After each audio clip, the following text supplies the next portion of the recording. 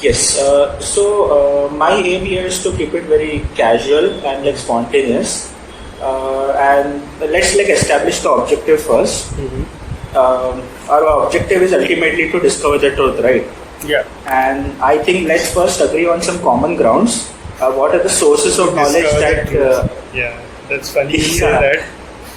Anyway. Yeah, it's like quite high level that I've used the sentence, right? Yeah. Or too vague maybe, but that's the ultimate goal. The absolute truth is such a, I don't know, elusive thing, in such cases. Yeah. Anyway. Yeah, so I was just talking about the common grounds, right? Because usually what happens is when people talk about these kind of divisive topics, like they are unable to agree on the operational definitions, like what we call in psychology. Correct. So, but if we agree on some operational definitions and what we consider to be a basis of truth, then we can have an objective discussion. Perfect. So I think we both agree that our basis would be hard evidence and empirical evidence and logical reasoning. Observable truths, logical reasoning, things where I can trace back the genesis or the cause of A, genesis or cause of B from A. So, yeah.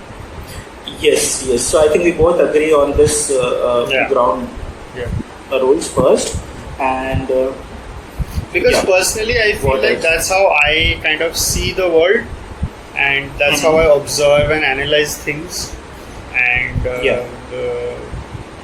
I don't know, sometimes it feels a little reductive to me, looking for evidence in everything, but on the other hand, I'm also a believer of the fact that, there are some things which can never be answered. And I'm okay with that. Okay, got it. Yeah. Yes, so any other commonality we need to establish before moving into the discussion from your side?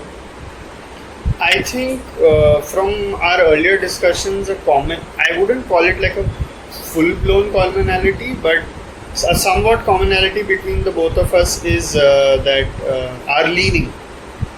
We are more leaning towards atheism rather than theism. So I guess that's another commonality, and that's helpful for the listener to know this, because then you know where I'm coming from. If I'm saying something, you know where I'm coming from. So I was about to come to this thing, like we'll take a few minutes to introduce ourselves and our background. Sure. But before that, regarding the atheism thing, for me this is a little difficult to discuss, because usually I don't speak like publicly or on public platforms regarding this, because first of all this creates problems from both the sides, and as of now I'll start with my introduction and my stance. So for the viewers, I'm Mohammad Amer. Neil and I both are psychologists, and we were in the same organization during studies. So for me, I was born in a Muslim family, and by default I was following Islam as a religion. So till I gained like proper consciousness, I was just following that as default. And there were years of my life where I was like very practicing, and it went to medium practicing and then high, medium, sometimes low. As of now, by default, I can call myself a Muslim, but I am still exploring the truth, because there are a lot of deep questions that are unanswered for me. So I am still open. My ultimate loyalty is to the truth itself. And if God exists, He is by definition the most true entity possible. So even irrespective of the conclusion, my loyalty is to the truth, and that will align to whatever truth exists, if it makes sense. Fair enough.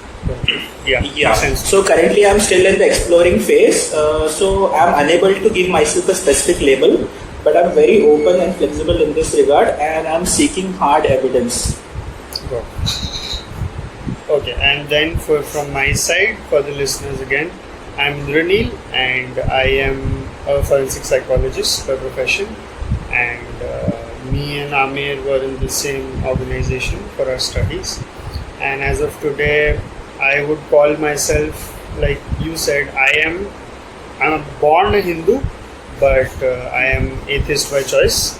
And a little background into my belief and how it occurred was that since I have a very religious family, and to be more specific, an extremely religious mother, and she's an extremely like hardcore believer and everything. And so growing up, I was always made to kind of believe and do things which believers do, and things like going to the temple, folding my hands in front of the deity, and other things like that. And I was always told that I was supposed to feel something, right? And first of all, when I was in my pre-teens, the feeling never came to me. But because I was an obedient child, I just went along with everything. But I specifically remember during my early teens to mid-teens, I had these questions crop up which I did not have answers to. And also, I was always told to believe. I was always told to have faith that everything will work out. But my own personal experiences with, I guess you can call it depression at this point, and other such things, where nobody came to help, not even God. And I guess slowly over time, my questions kept rising and the answers never came. And eventually, and then after that, in my later teens, when I entered into class 10th, 11th, I became more and more engrossed in the sciences. And then eventually I even went on to do a physics honors, and then eventually I came into psychology. There's a long story behind that, but overall what the sciences did for me was give me a very specific viewpoint or a very specific way of approaching things, which is evidence-based. I was always used to looking for evidence of things, and when I didn't find any evidence, all I could understand was that okay, so there maybe isn't anything. It's just, and then first of all there isn't anything, and secondly then I have had this discussion multiple times with many people, some read, some unread, all coming from different cultural backgrounds, religious backgrounds, and the generic thing that I've gotten to understand is that I guess the main difference between me and a theist is how we attribute things to, how we attribute daily life happenings to.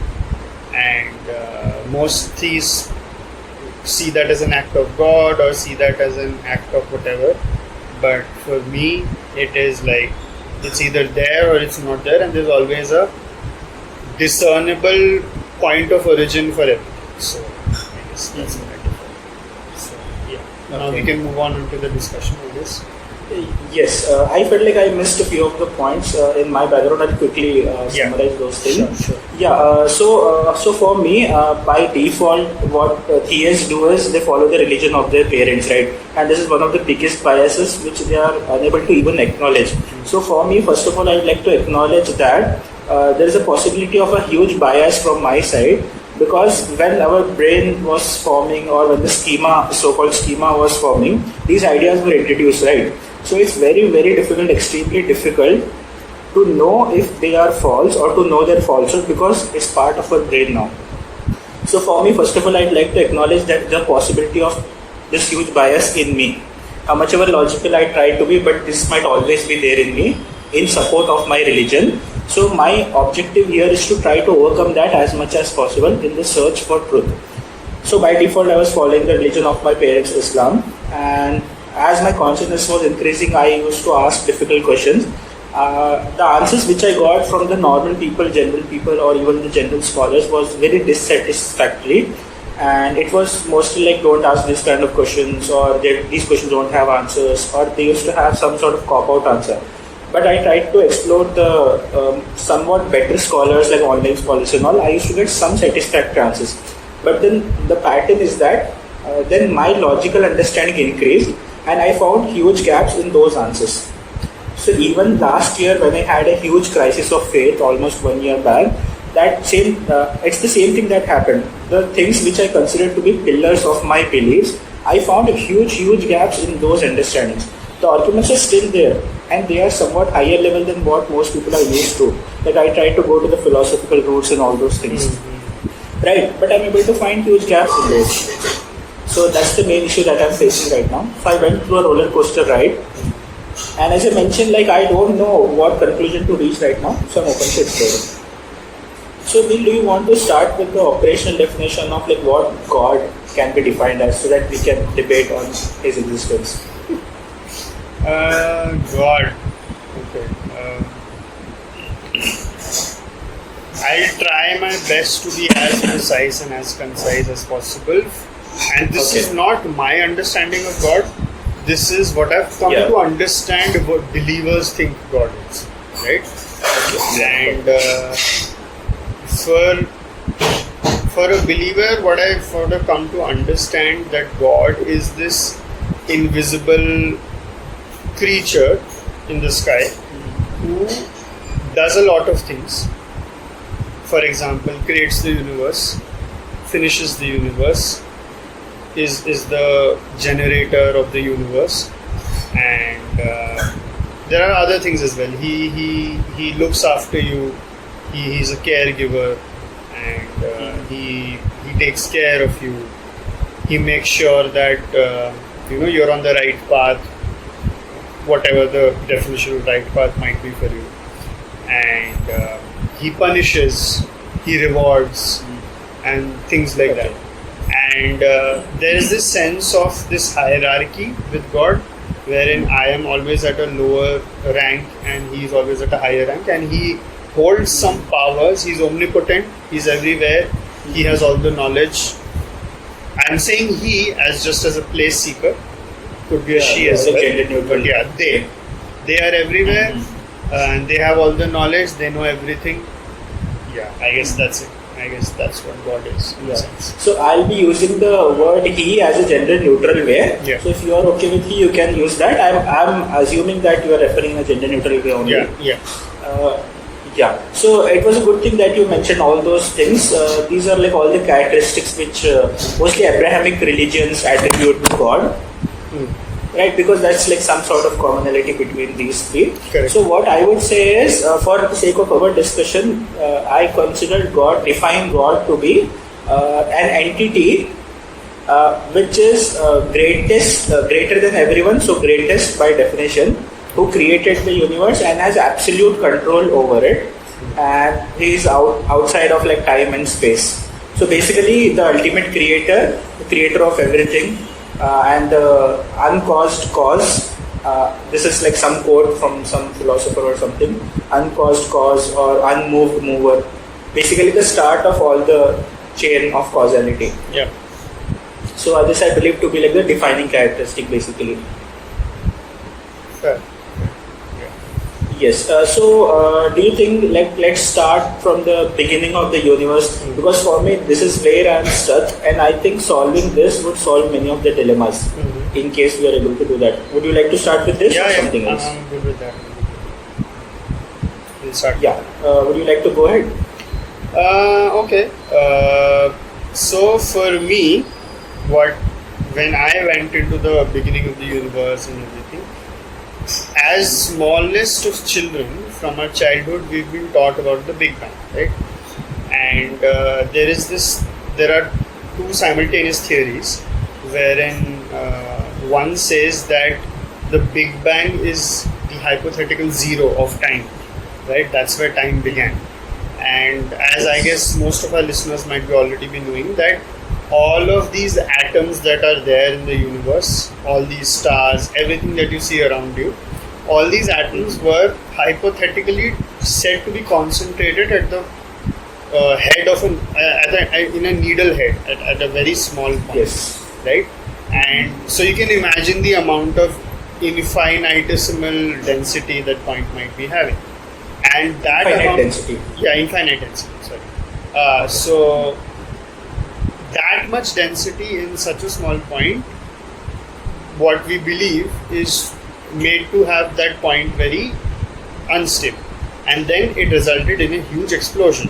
And this explosion, and why are we calling it an explosion? Because as of today, physicists, as we call them, they observe this blue shift.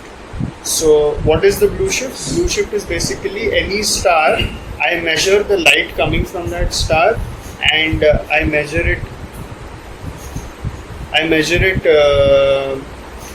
at intervals of, let's say, 5 minutes or 10 minutes or whatever.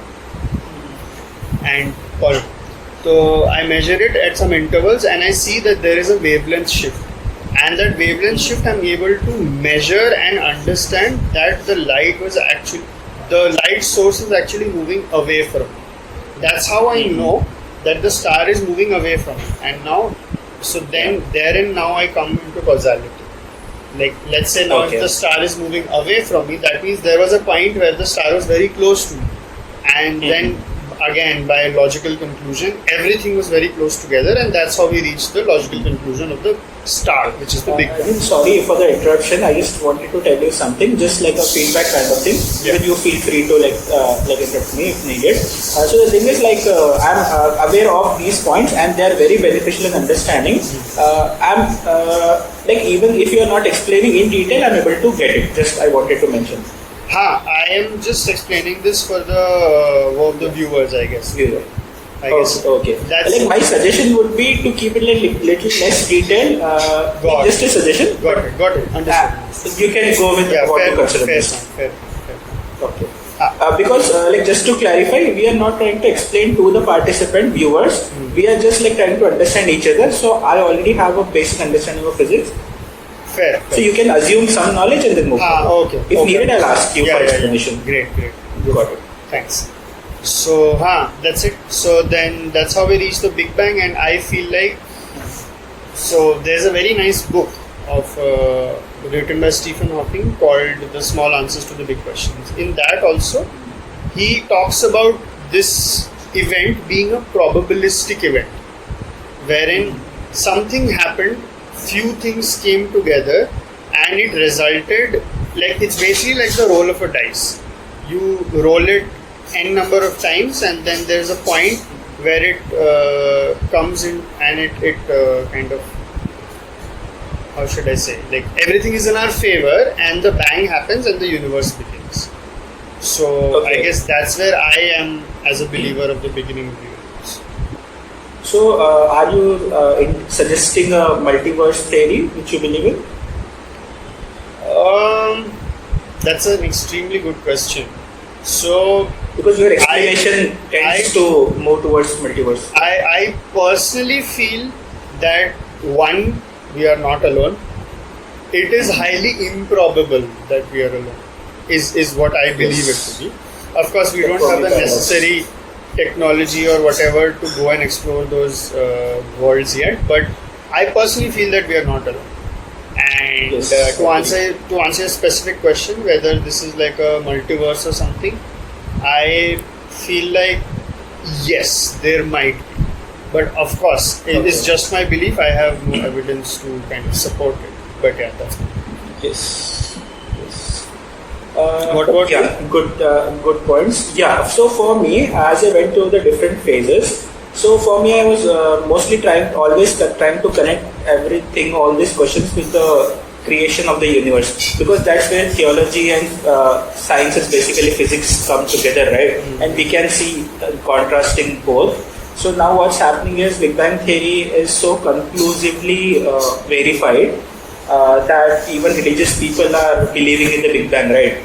And what's happening is many of the religions, they are trying to connect their verses of the holy books with the Big Bang. Even Muslims do that. So I'm not going into if it's valid or not, or too much extrapolated. I'm not getting into that. But basically, when a theory is established at such a good level, so even religious people are forced to accept that as truth. And somehow they're incorporating into their belief. Do you agree?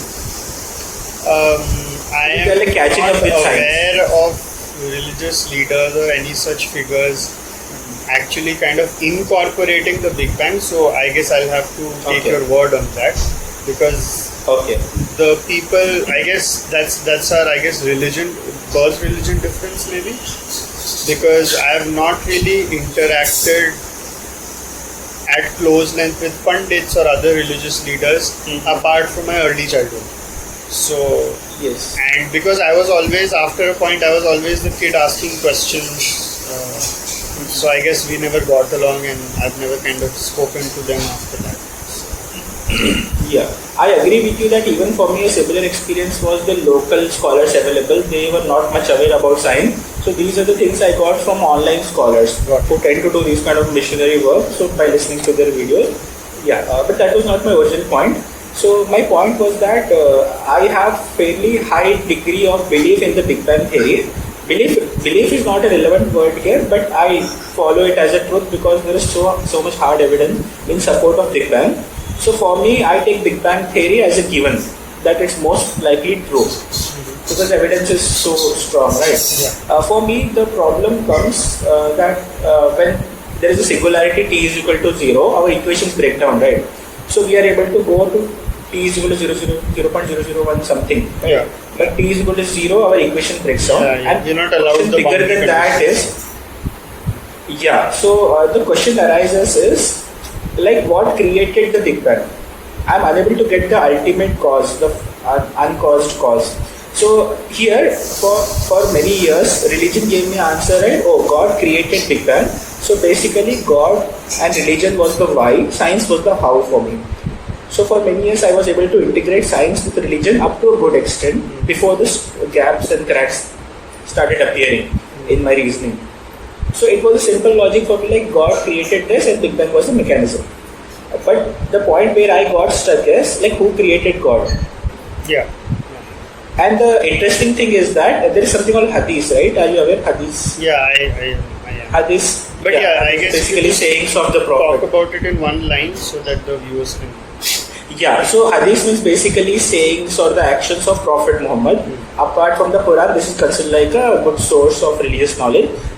So in that it is mentioned like this kind of thought will come to you, like Satan will come and put this thought into you, like who created God. It's a big hadith. At that time you are just supposed to like seek protection from Satan by reciting something. But that hadith never gave the actual answer. So that's where the questions started arising, and when I discuss with the general scholars, they discourage this question. Even the intelligent people, they tell me like, oh, this is a way for you to go astray. But the question is so genuine, how can I not seek an answer, right? That's where the frustration and the disorientation comes. So an answer which I get is that God has always existed. Like he was never created and he will never die. Because he's the one who creates everything. But recently I discovered the question like, if God can be eternal, why can't the universe be eternal? Because if we go back to the chain, why can't we just stop one element before God? If God is the first cause, right? What if there is no God in the equation and universe always existed? Because the religious Muslim which I have talked to, they say like, oh, universe is a creation, it could not have always existed. But the same fallacy they are doing with God.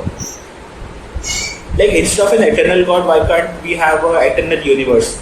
This is my question to other Muslims, which I am unable to get an answer. So even from a atheist perspective and even from a theist perspective, I am unable to get the answer like what was the first cause of the universe. Right. And now I'm going a little bit, I'm glad you brought up this point actually, because I was having this exact discussion with a friend of mine.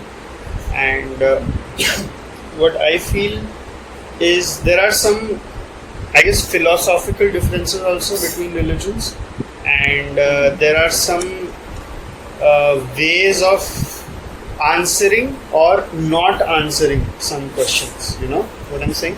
Yeah. And this is something Yes. I find extremely common in all religions. Like there is this a minimum amount of faith you require to believe in things, and the rest you leave on to God, and which is why we call it faith, right?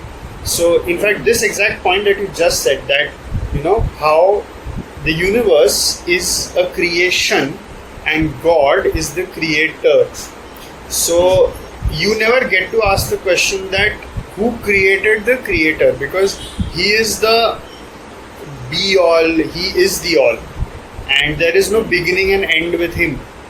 And I also went through that question, and what I personally found was that is exactly why religion came out.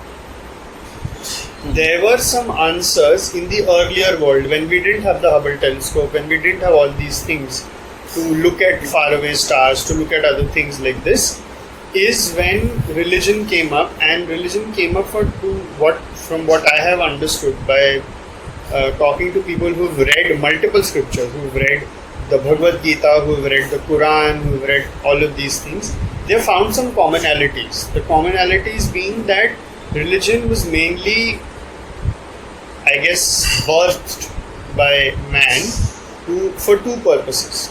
One is to create order in society, and the second one is to answer the unanswered questions. So things like, how did we come into being? The earth, the animals, the plants, everything. So there is a creator, and so it basically, like, whenever you answer a question, a normal, logical, common sense chain of thought always goes to another question, wherein what was the birth of that, then what was the birth of that, and that's how you reach the beginning. So when you answer a question that there's a creator, then the next question comes, where is the creator, or who is the creator, or how is the creator? And then those questions are very commonly answered by multiple religions by saying, have faith. This is something that you have to understand as a given. There is no questioning the birth or the genesis of God, or the powers of God, or the powers of the Almighty.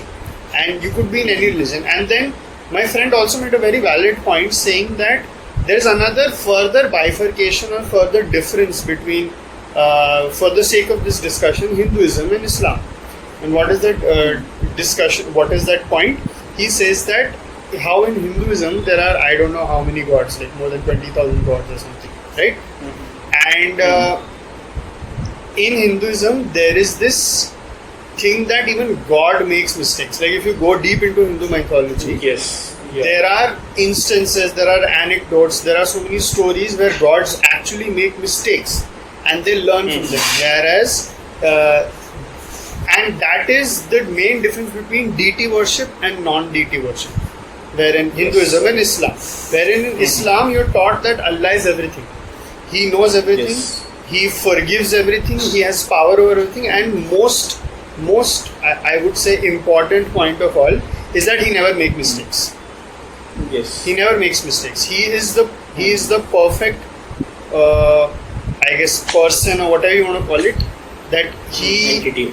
You can never question him, you can never question his motives, you can never question what he's doing, and that's how you are supposed to silence those thoughts, silence those questions which you are having about the Genesis. So I guess that's where I come from. So your point was insightful regarding deity and non-deity worship, and regarding the original 2 points that you made, I agree with it 100%. That the two purposes why religion was made or why religion exists, I fully agree with you. And irrespective of if theism is right or atheism is right, still the both points are equally valid, I feel. That's the odd and funny thing, that they are valid irrespective of the truth. Because of the mechanism. Because religion was made to create order in society and to uphold morals. So if theism is true, we can say that God created religion for the same purpose. If atheism is true, then some humans created the religion just to keep order. But the purpose is the same. The creator, the so-called creator, is different. And second question was to answer unanswered questions. So if atheism is right, this is just to give ourselves some relief that by creating some stories, some people created. And if theism is true, then these answers might be real, but the purpose and mechanism is the same, right? So I found this to be amusing. Both these points are actually, now that you say it, I also find it a little insightful and amusing. Funny, right? Like, the point is, the result is the same. You're bringing order and into society, right? You are reducing crimes in society, you're reducing rapes, murders, you're reducing robbery, all of these things. And through the religious route, you introduce this concept of fear, of damnation, right? And through the I guess non-atheist route, I guess it's just a development of your superego, or a development of your inner morals, basically. that you have. You said non-atheist, but I think you meant to say non-theist. Sorry, non-theist, yeah. Okay, got it. Yes, I understand, and that makes sense also. Like if an atheist doesn't believe in a god, but he believes in his own sense of morality and purpose, Yeah. so that in an ideal world, the crime would be minimized. So I agree with the premise. Your motivations And going are different, but Yes. I guess the result of those motivations goals are the same. Yes. And going back to the original question, would you agree with me that neither religion nor science is able to give us a satisfactory answer of For how sure. the universe is created and the original creator? So this is what keeps me at night because I'm unable to get answers either way. Religion gives us some axioms at the end of the day which we are supposed to blindly accept in the name of faith.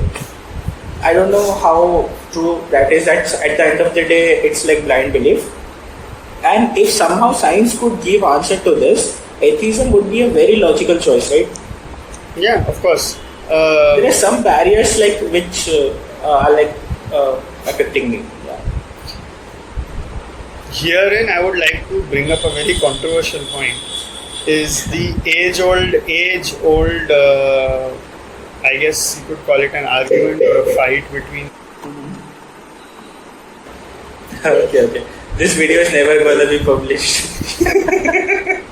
But yeah, I'll keep it in a hard disk. No, but I mean, I just mention it for the sake of the argument.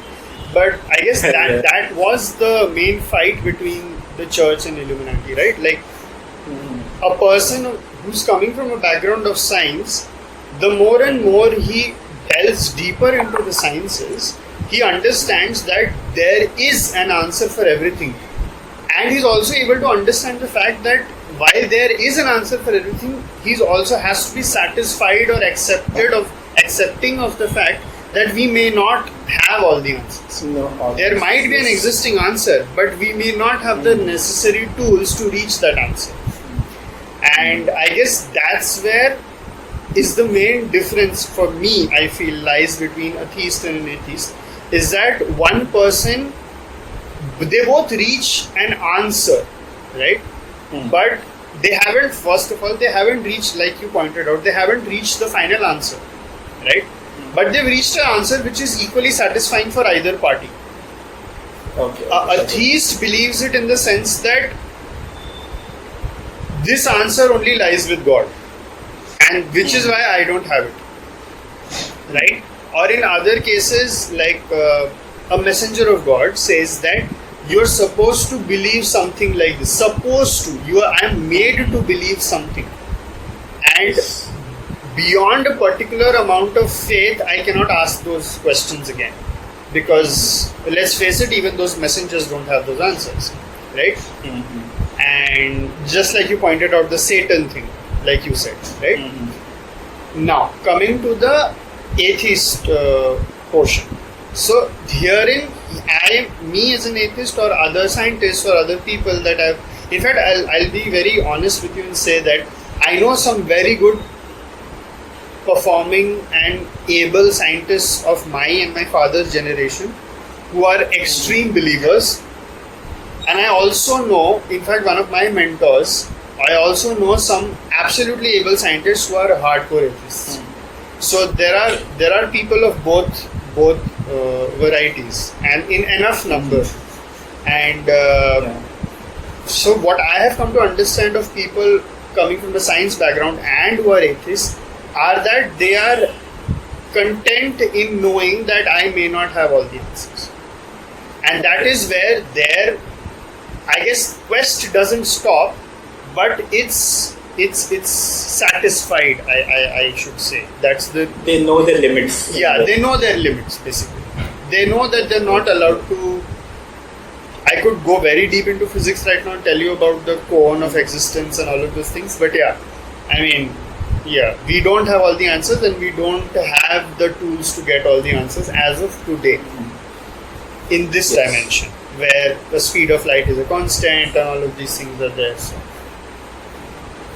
Okay, by the way, I think the premise which you were mentioning between Angels and Demons book deals with that, right? I'm pretty sure you might have read that. I have not read it like extensively, but I know of the major themes.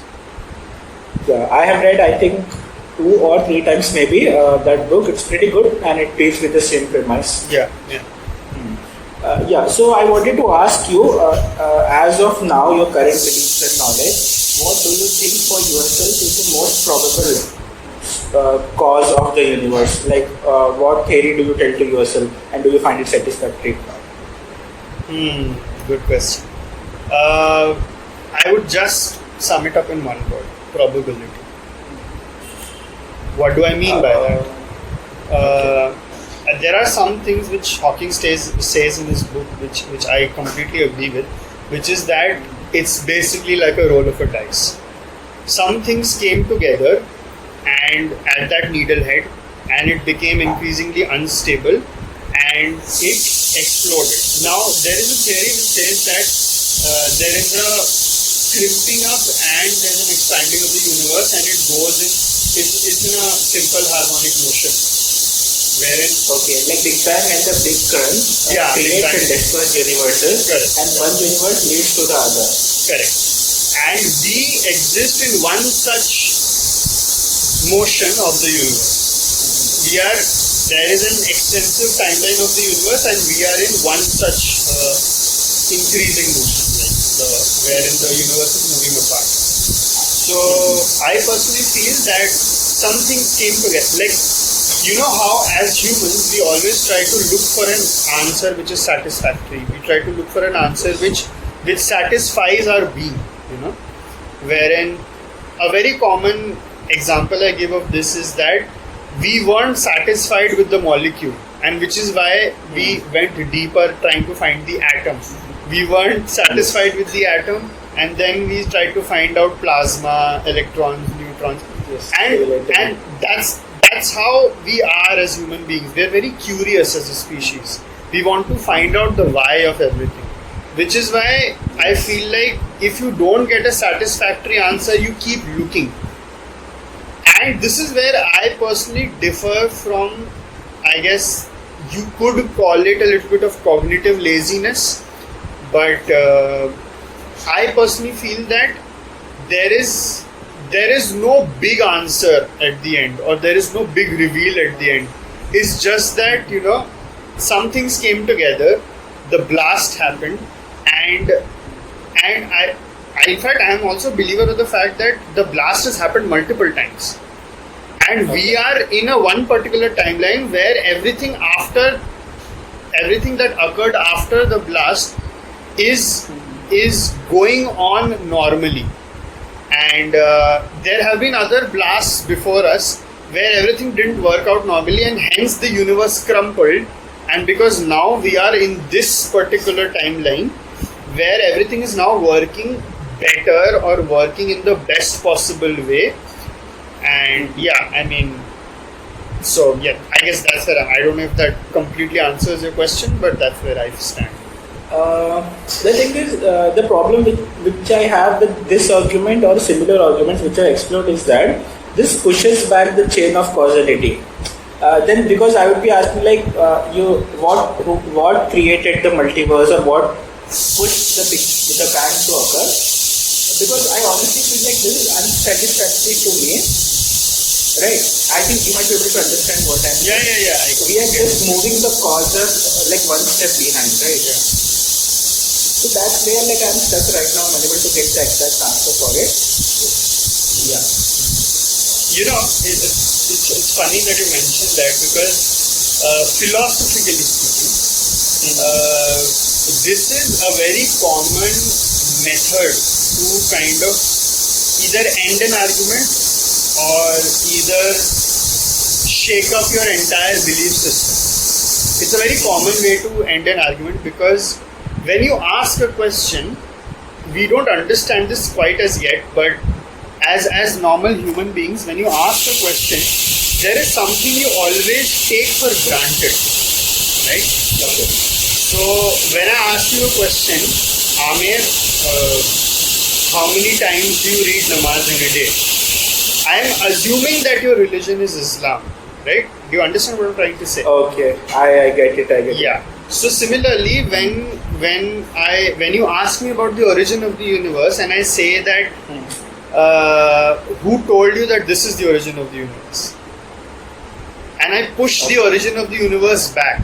So you were assuming that there is a finite point back in the past where the universe began. Now what I do with this argument is I shake up your entire hypothesis of the universe beginning at a point in time, and I say that maybe that's not the beginning. Time didn't exist. Yeah, time didn't exist, or maybe that's not the beginning. Maybe what you are assuming is not true at all, and then that sends you into this another loop. Now I'm talking about the individual as a being. They were having one question. Now I shake up their entire belief system and tell them that who told you to believe this?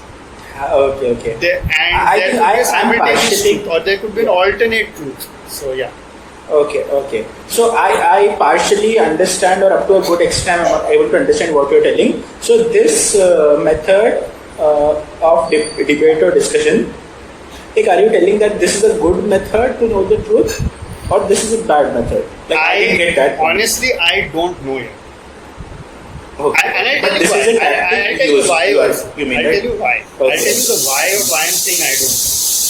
Because so the point in this is it engages people in dialogue and thought, which basically increases your hunger for the quest for the truth, right? It engages people in that chase of the truth, right? But on the other hand, it also is debilitating in a sense, Yes. And like questioning the questioner's axioms. Yeah, questioning your axioms is debilitating in a sense, because where is the end, right? Like you will never reach the end. And that was my question. Like, where is the end, basically? Yeah. And this is something again which now we are moving from theism, atheism, physics into philosophy, into much more deeper questions about reasoning and all of these things. And which is why I guess that's where my cognitive laziness comes in, you could call it. Wherein I feel like there has to be a point where I have to feel satisfied. Otherwise, you know how they say that there's a very thin line between genius and insanity. So I will go insane after a while in the quest for the truth, and that is exactly what happened. That is exactly what happened with Einstein. That is exactly what happened with Newton. Close to the end of their life, they were needing medical care and things like that. So while they were the best scientists we have ever produced as a human species, right? But if you look at their life, it is extremely sad towards the end. And I feel like my answer to all of that is that, there is no end, right? There is no end. There is no theological or, any end to this. So if you are on a quest, it's great, be on the quest. But also understand that it won't end with you. Or it won't end with your son. Or it won't end with your grandson. Or it will just keep on going then. So unless you can actually travel back in time and look at things, it looks to me borderline impossible.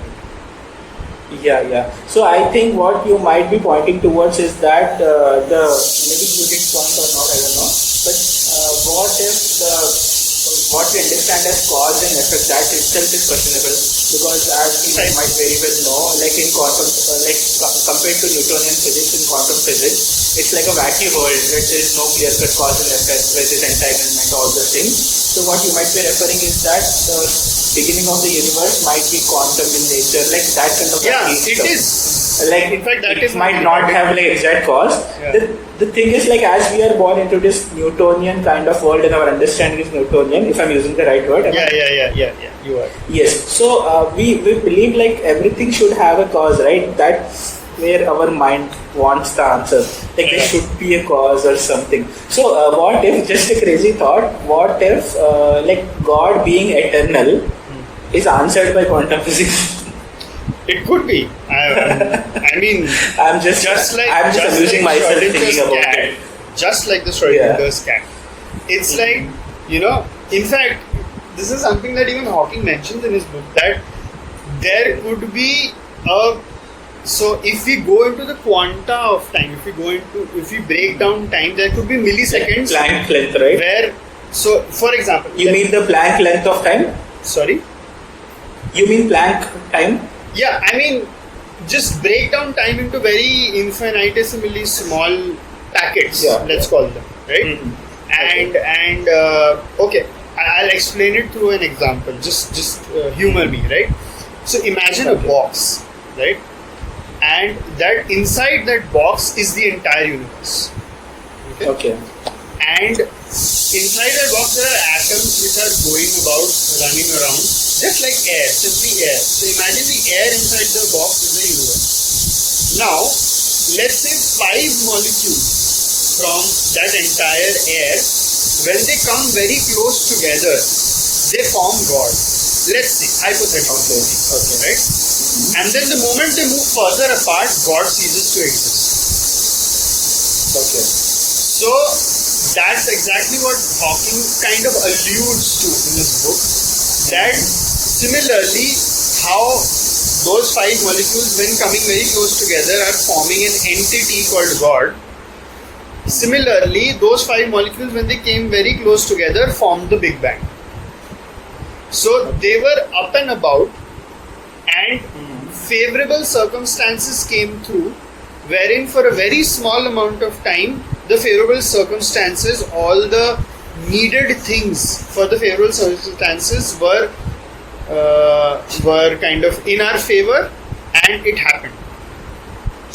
And that's how I personally feel, that all of this can be answered by that, wherein while we are busy looking for the why of everything and the beginning of everything, the answer could be sometimes in a one particular explanation or in one particular universe, the answer could be something as simple as the roll of a dice. Those molecules just coming together and those circumstances happening, and then there is no big reveal at the end waiting for us. It's just plain probability. It could be. I'm not saying it is, but it could be. Yeah. So yeah. Because it could be means probability. Yeah, exactly. That's exactly what I'm saying. That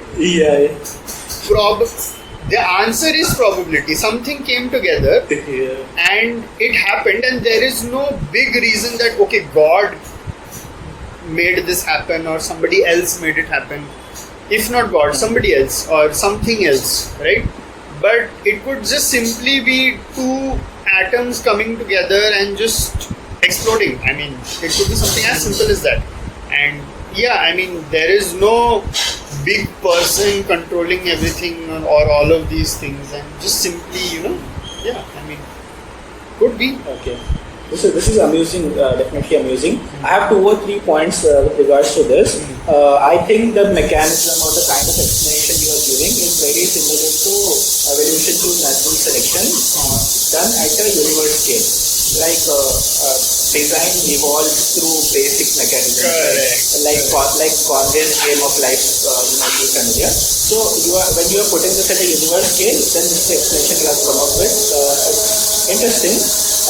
And one of the contradictions that I feel is like the operational definition of God that we use, that shows that he's the ultimate creator, right? But this explanation might not be compatible with the operational definition, right? Because here the particles came together and created a God, but by definition God cannot be created.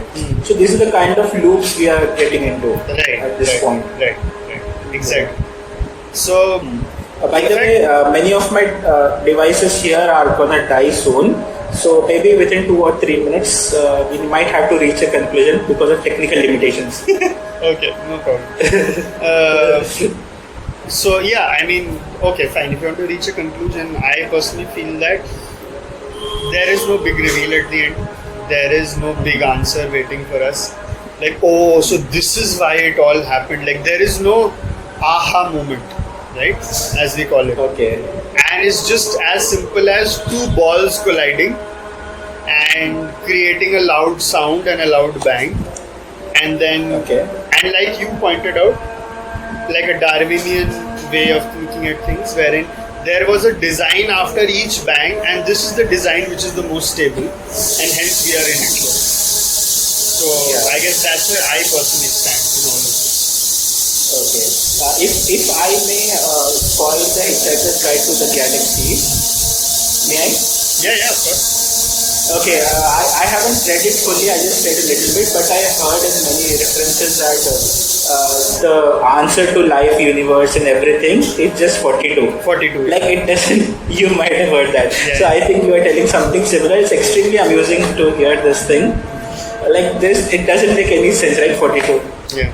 Yeah, but one thing I need to push back a little bit is that... also I have another which I've joke already on that. mentioned. Yeah. 42 in which yeah. number system? Okay. Yeah. Okay. Any deep meaning in that? I got the surface level joke. Anything deep that you No, want to say? nothing deep. Just a surface level. Okay, 42 is the given answer, but the interpretation might be different. Yeah. Exactly. It's like a religion, different interpretation of the truth. Precisely. Yeah, got it. Interesting. Yeah, so the thing I need to push back is that these different explanations are not fully satisfying to me, even though they are insightful and amusing, because it's ultimately pushing back the causality. That's where I'm like completely and hopelessly stuck there. I think you can empathize with this situation. Yeah, right? of course I can. Yeah, so for me the thing is I cannot give up so easily, not like give up, but I cannot satisfy myself with these explanations, because I'm that kind of person and I need to like poke and spin into that to reach that ultimate thing. So for me the explanation that God is an eternal creator, that gave me some sort of comfort, but now that I'm going deep into all these things, that discomfort is back again. I don't blame you. I have been a curious poker myself, so I understand. It's. I guess mainly the difference between your belief and my belief. Mine just comes from having experiences and understanding after a point that there is no discernible end to all of this. So either you make your peace or the peace will make you. So take it your way.